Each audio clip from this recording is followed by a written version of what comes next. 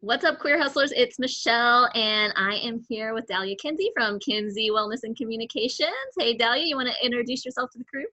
Yes, I am a queer registered dietitian of color. If you're watching the video, you obviously can see that.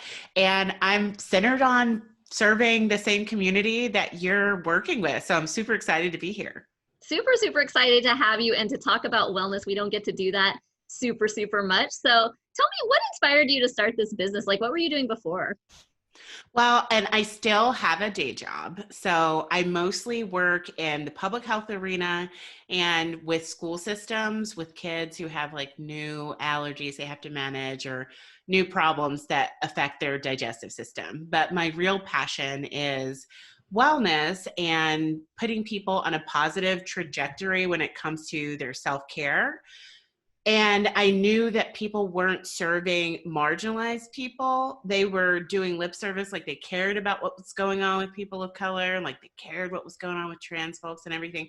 But nobody was really doing the work, and certainly not people from those communities in the nutrition space anyway.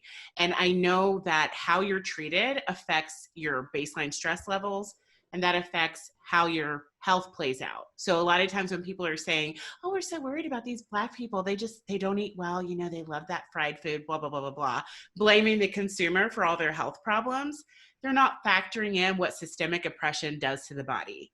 And I really think if we're going to help people thrive, we need to address that. So that was my motivation behind centering my services on LGBTQIA plus people and people of color, knowing that stress management for us is even more important than it is for people who are part of the dominant culture, who believe that if you drink 10 green smoothies a day, magically nothing else will matter. Well, when in fact, being marginalized does affect your life and affects your health, and we can push against it, but ignoring it serves no one but the oppressor, which is all very convenient.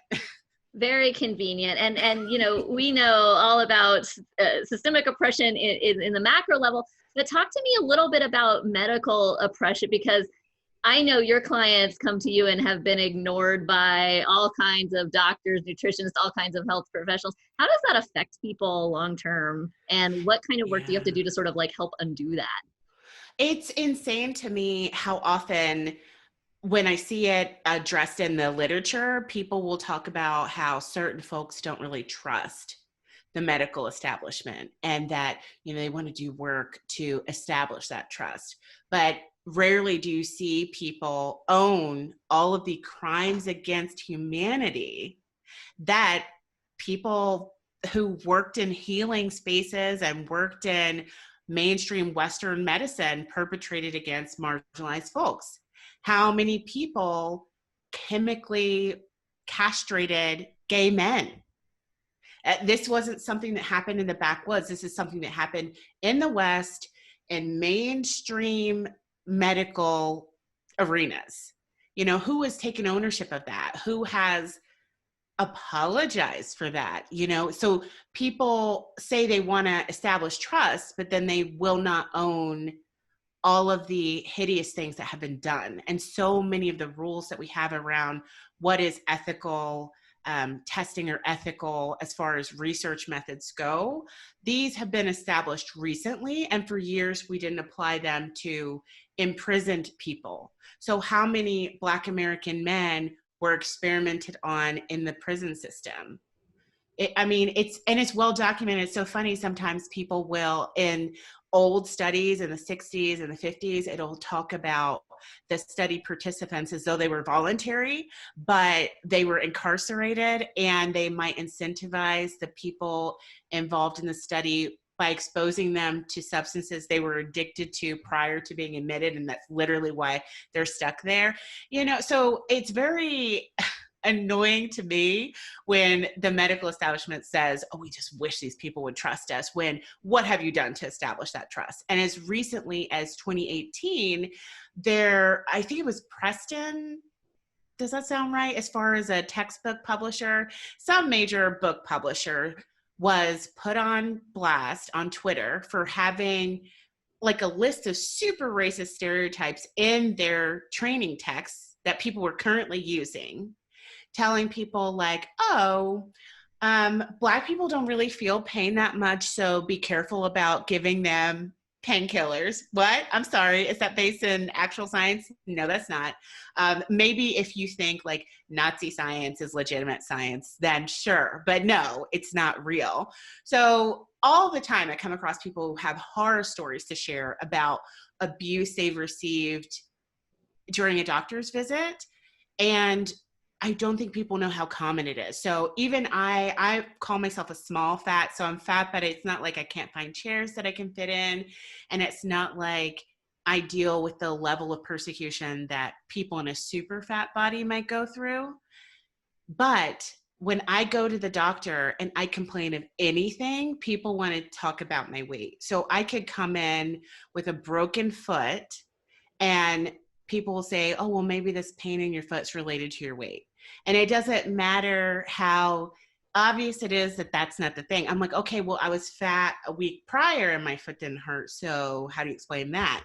I have a chronic illness that could not get diagnosed because one of the manifestations of the illness was weight gain because I was having extreme fatigue. But everybody got stuck at the weight.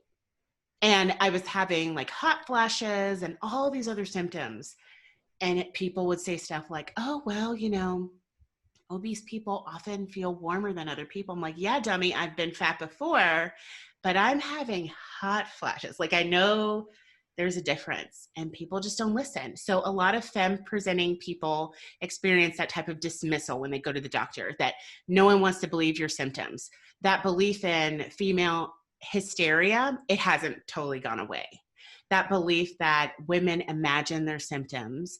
And then for trans femme people, they're constantly being dead named at the doctor's office. You just deal with so many microaggressions, or we'll just call them aggressions, abuse, psychological abuse when you go to the doctor, that you don't even want to be there. And you know that you're going to have to pay your copay all the same, even though you got an inferior level of care than the cis white het person who went in before you in a small body. Because don't be fat and cis white het, you still are going to get crappy service.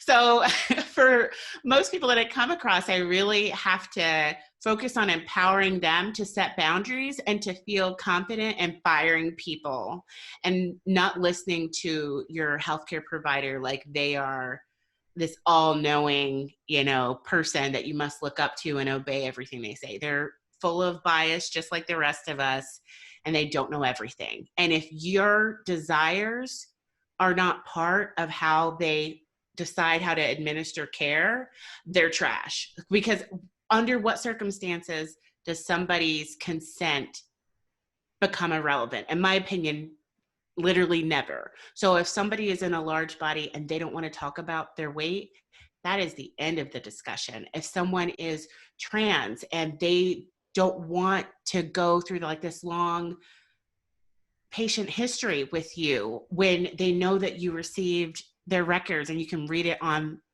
your own, like that's the end of the discussion. Like, I don't care if you're pressed for time.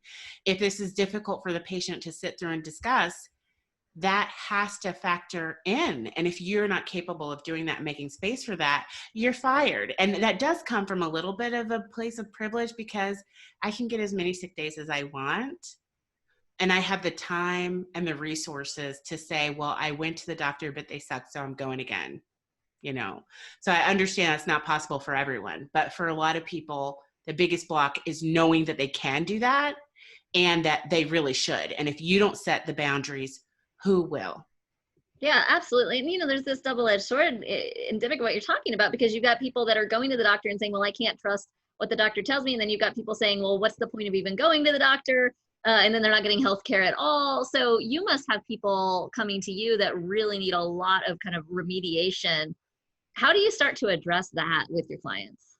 I start with validating really that what has happened to them really is traumatic, and that it's no wonder that they're reluctant to go back into a situation that reminds them of previous trauma, but that we can find safe spaces for them and that they are strong enough to move through it. And on a level, we all know that we can't really be broken, but sometimes it's just, there's so much going on that sometimes it feels like we can't take one more insult, but we can, and we will probably have to because that's the reality.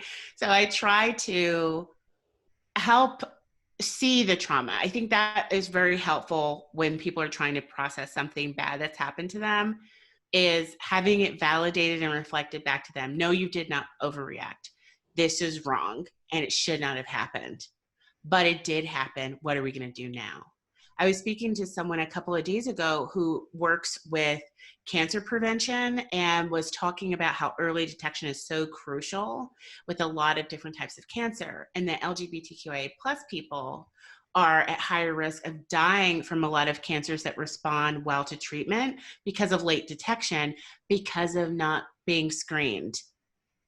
And it, to a large extent, I mean, we can of course encourage people to follow certain screening schedules, but until we resolve these systemic issues that make people feel so brazen and comfortable with being discriminatory, I don't believe the problem will really go away until we make it clear to people, you don't get to decide that because you believe that gender is binary, that you can call people whatever you want and they can just deal with it. You don't get to decide that because most people don't need a chair without arms, that, you know, you're just going to let your large patients stand as they wait to be seen. That's not going to work. Like, we really have to prioritize respecting everyone. Absolutely. I mean, you get to a point there where you say it's unfair, but you have to advocate for your own health, and you have to really go in and be assertive and be aggressive and get, you know, second, third, fourth, fifth opinions, even though you Yeah. shouldn't have to. That's kind of the system that we're in. So how do we navigate the line between we shouldn't have to do this, but we also have to do this in order to get healthy? Yeah, yeah, it's very frustrating because especially if you are in the thick of an illness that's giving you a lot of grief, like you have a lot of symptoms, the last thing you want to do when you're sick is keep having to go back and forth with bad situations at the doctor's office, or even constantly having to get things adjusted or corrected. It's exhausting. So it's important to have a support system, and if at all possible, someone who can help you navigate those spaces while you're down. Because if you're really sick, you probably won't have the bandwidth to handle all these battles on your own. And one awesome thing about COVID is that more and more insurance companies are leaning into their remote services that previously, you know, there were a lot of things where you had to go in person for, even though it obviously was not necessary for you to physically be there. And there are people who are looking for solutions that will specifically serve trans people and specifically serve LGBT, all of us. And I think that once you find a space where the most marginalized are safe, then pretty much we would all be fine there. So even for people who maybe aren't under our umbrella, you know, these will be welcome spaces where intersectionality is important and inclusion is important. So as companies pop up that specifically want to serve underserved people, and we take our money and we take our toys, you know, and leave the place where they've been beating us up, I think that will get people to really look at changing. Some people have no moral compass, and the only way to get them to change is to punch them in the wallet. And it's sad, but that's like the reality of the situation.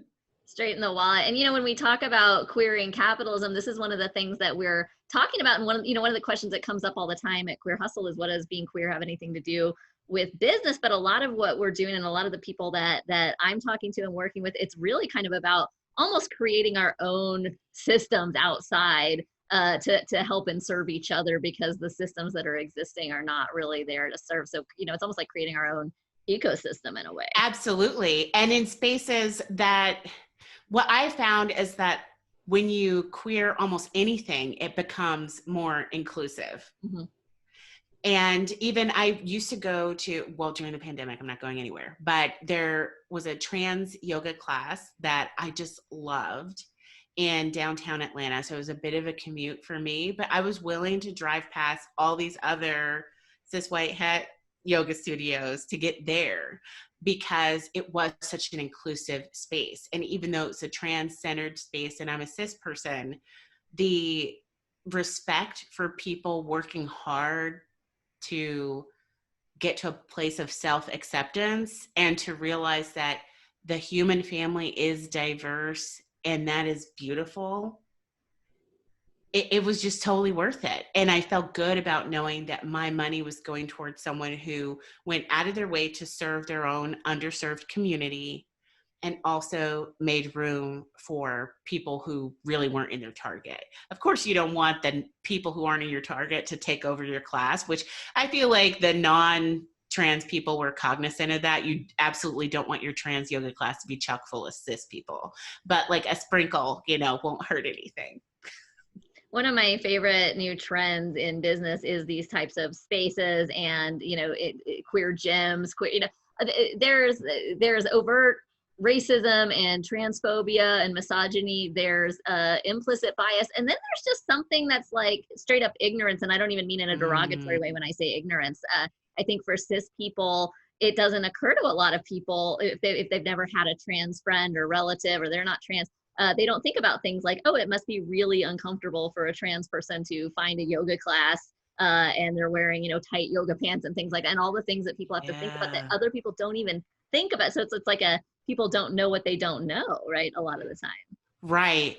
And that's so interesting. Like that's one of the luxuries of privilege. Right. But I don't understand in 2020 how people still are so lost and still haven't noticed, like, not everybody's white, not everybody's cis, not everyone's American, not everyone speaks English as a first language. That self-centeredness, that thinking that the world rises and sets off your butt and off people who look just like you and move through the world the same way you do, it's getting real tacky. Like it's getting difficult to give those people grace at this point. I'm like, we have Google, we have all the things. Absolutely. I mean, and as somebody who is, I'm obviously white. If you're, again, like you said, if you're watching this, you can see that I'm white.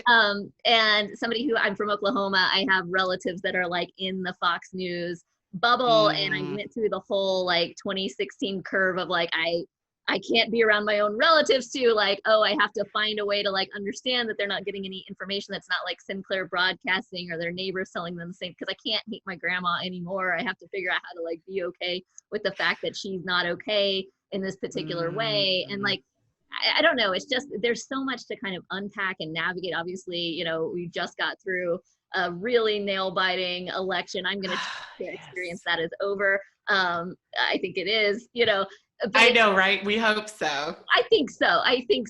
Being here in DC, it seems like everybody's kind of crawling back under their rock. But one of the interesting things that's kind of emerged out of social media, out of the internet, is this: you'll hear these folks in these groups say things like, why is everybody trans all of a sudden? Or why is everybody gay all of a sudden? And it's like, well, everyone, we've always been here, but now you're hearing our stories and you're exposed because the democratization of the media that's happened in the past, especially in the past like 10, 20 years, just stories that you never heard and were never told. And so the experience of like, oh, I didn't know this existed, and or why is everybody this all of a sudden? Because now they're exposed to voices and stories that they were never, we never had platforms before.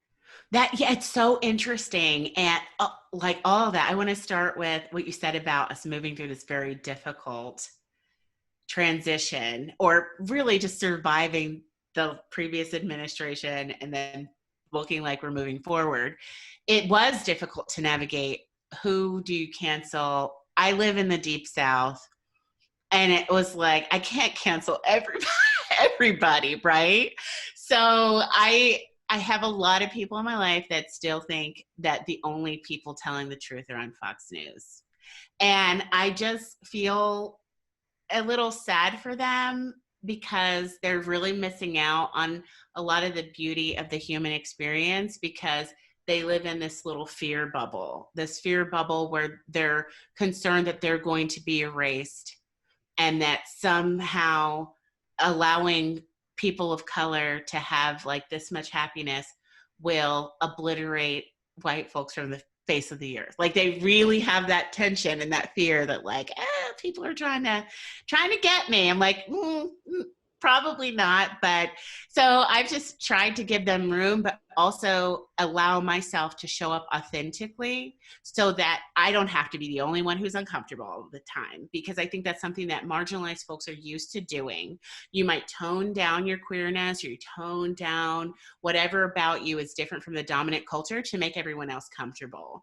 And I think moving through the last 4 years helped a lot of people realize there's no payoff for us not showing up 100% as ourselves, because people are so comfortable putting other people's lives at risk and their access to justice and equal everything as a citizen, that why are we pulling these punches? Like, for whom?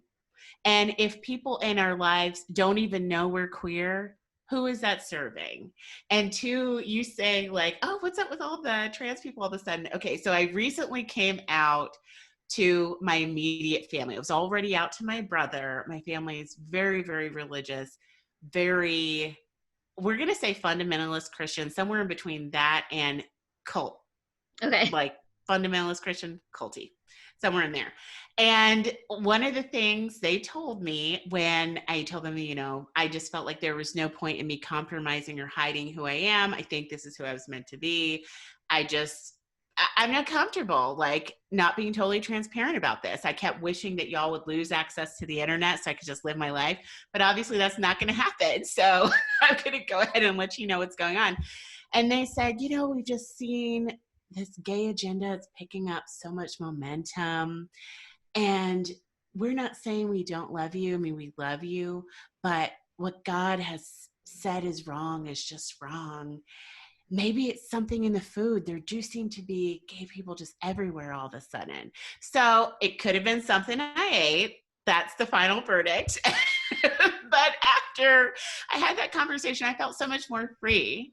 And it wasn't a secret. That was the funny part to me, was that even though I hadn't had this conversation with them, they already got this vibe when I was a kid. And here I am playing down my true identity to protect whom? Like, for what? And I feel like a weight has lifted.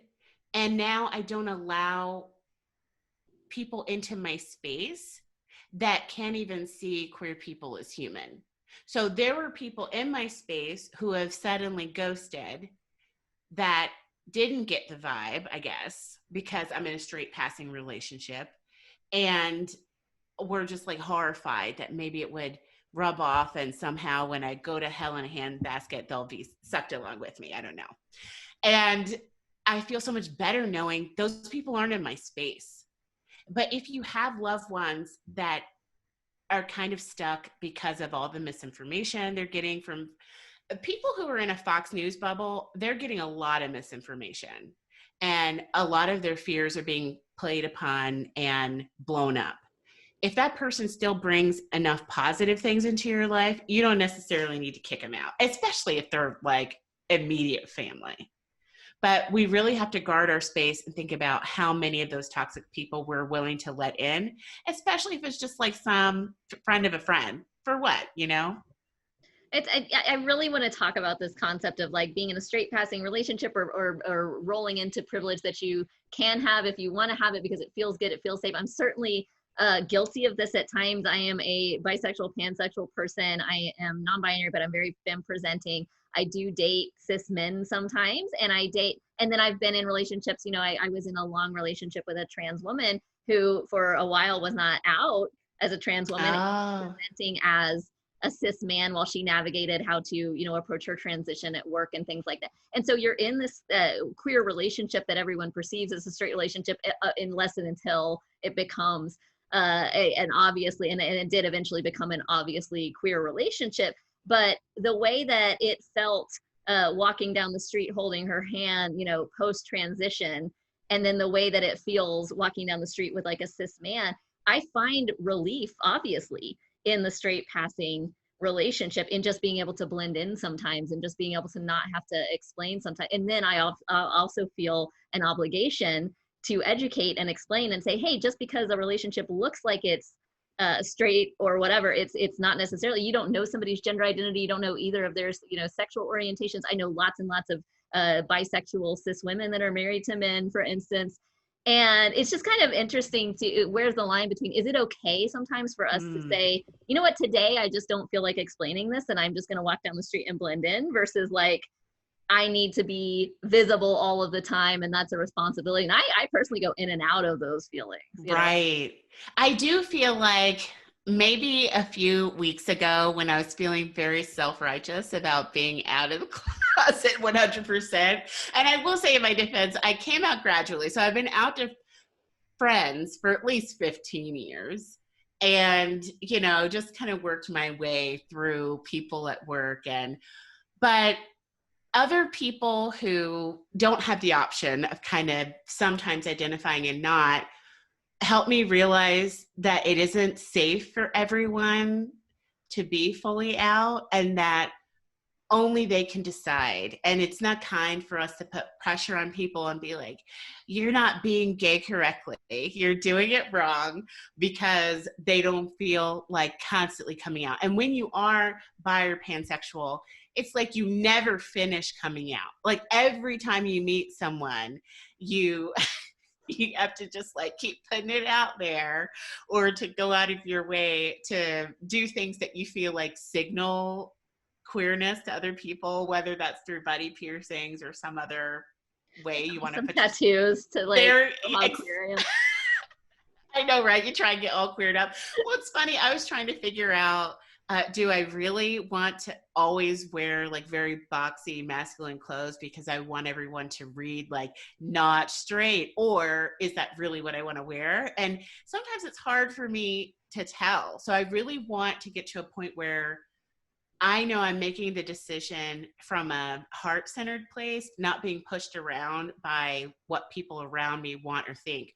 But the concept of passing has always been super offensive to me as a Black American, because everybody know, well, not everybody knows. A lot of people know that history of people, biracial people, leaving their families to go pass in another part of the country to live a more comfortable life.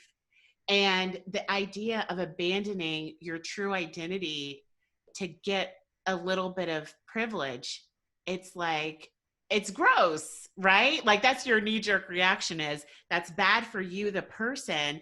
And how did that make everyone in your community feel? So that's what troubles me, when I know other people in my life who are like out 24/7 because they're like my best friend who's married to his husband and his sister who's married to her wife.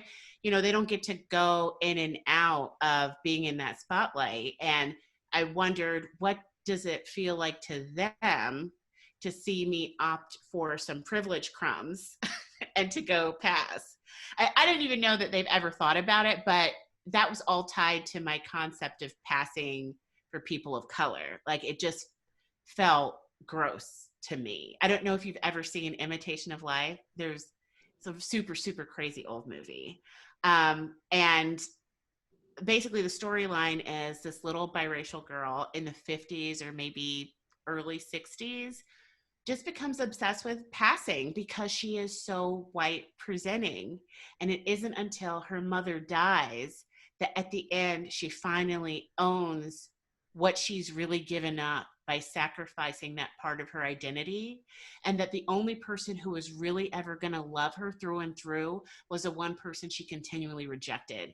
And that's how I feel about my queer community. It's like the only people who are really ever going to see me 100% for who I am are in this space. And so if I ditch them for some privilege crumbs to be with people who can't even fully accept me for who I am, like, oh my God, where is that? I don't want to be that girl, like at the end of my life, realizing that I gave up true acceptance and authenticity for some crumbs. Absolutely.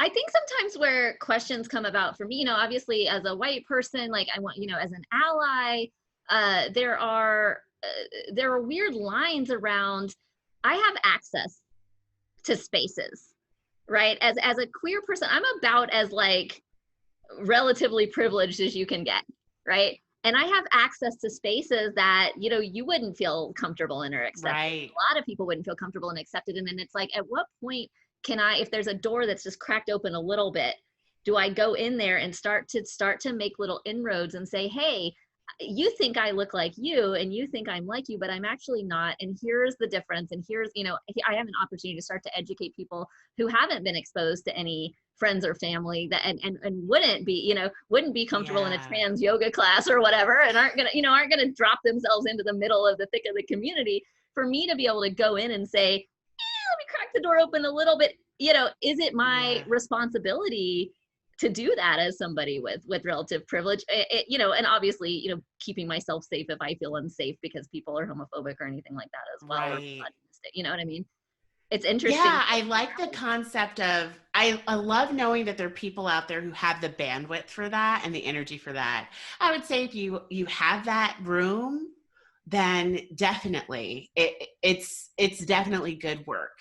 A friend of mine who is white passing unintentionally, like that's just what they look like, said that they feel like as a white presenting person of color that it's their job to do that same thing with their white friends that reveal very racist things that they would never say to my face, that they are unaware of maybe how racist it is, but aware enough to where they would never say it to my face. So they take that as their opportunity to educate, but also because they don't have to be on all the time as a person of color, they have the energy for that. So I could see where someone who is always, clocked as a part of the community wouldn't have the emotional energy for that, most likely. So it's nice that someone who sometimes is clearly identified as bi or pan can make space for that, because I do think there are a lot of people who can be guided toward being more inclusive and loving, but it's very taxing if you're on all the time. Like, how much room do you have to explain to dudes that mansplaining is so 1980 and you're not here for it? It's like, Not as you much have as to I do did the years ago. exactly. So you can leave that for someone else to do that work. Right. And I just, I think it's, I love the point about, making sure that you can only decide if you're safe or not. And if you have the bandwidth, that's great. You don't have to have the bandwidth. There's not a responsibility. And your friend saying, I have the responsibility to. It's like, well, no, you don't have the responsibility to. If you feel up to it, that's awesome. But like, never feel like you have to, or like that's the role that you have to play all the time. I think, what's interesting about bi, pan people and even non-binary people is sometimes we get it from the other side and people don't realize this either.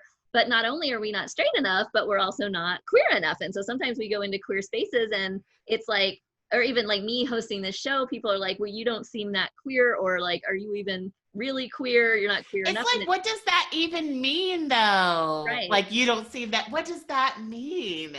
Like my head's not shaved on the side, or like, Okay. I don't know. Or like, I don't. That's a good theory though, that they're looking for more. Well, you know what I've noticed though, because we discovered before the call that we're almost exactly the same age. So I had somebody bi on my podcast and I asked him what his experience of that bi erasure was, but he is a Gen Z person and he didn't know what I was talking about. That's so maybe good. we've turned a corner. Yes. And this is just some old people stuff. I hope so. I love that. And I love that, the young folks, I have a couple kids, and one of my kids is 14. When my girlfriend came out as trans and she was living with us at the time, so we were like, we took 6 months to read books and talk to therapists, and we were like so prepared to tell all the kids and answer their questions and everything else. And we were so nervous. And then we told the kids and they were like, okay.